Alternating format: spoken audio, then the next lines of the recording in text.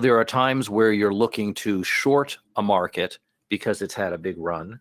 There's times where you're looking to go long a big market because it's had a big run.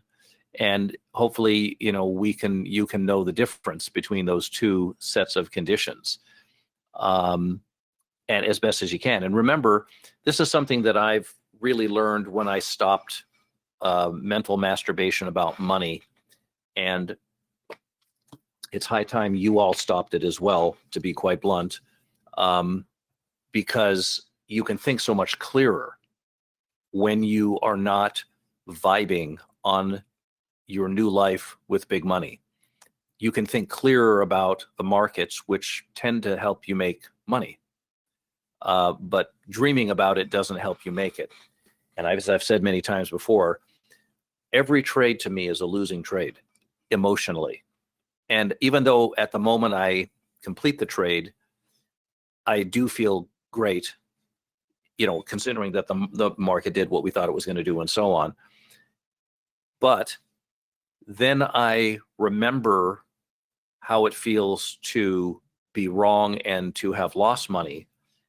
And I sort of pretend that the last trade was a loss, the trade that I just completed. And that gets me into a very somber, normal, if even a little depressed, even though I know I'm doing this consciously, but it helps me to not go in all the wrong directions and just to be kind of normal, if even a little less, than normal, because you might feel, more than usually somber if your last trade was not a good trade, you lost some money, and that meant something to you. But what that does is it makes you say, well, I'm not just going to jump at any little idea. I have to get the next one right. And so I'm not just going to flirt with every little idea that comes across my head about what they might do or what they could do. And boy, if they did do that, then I'd make money. And if I made money, that was good. So therefore, I'm going to do it. That's the circular reasoning that traders use. So you get to a point where you can think much, much clearer when you're not thinking about, a continuum of, making money and what that would mean to you. Once you're done with the markets, and you see what you've done for the day, it's a good idea just to let it go if you can, so that you're not taking that time to get all vibed up. But I really do think, since most people tend to struggle with making gains and then holding on to gains. And so my problem had been holding on to gains and even just making it, but holding on to gains. When you get to a point where you're no longer doing this mental stuff and emotional stuff because it just keeps you vibed up and it feels great, then you're not looking at the market for your next high. That's the problem. It turns into a drug. And the idea that if you, succeed again, or to use a bad word, win again, that you're going to get even higher, that all of that is bad for the whole thing. You don't want to be on that trap. Now, you may say, well, I've done well vibing up and stuff like that. Okay, that's fair enough.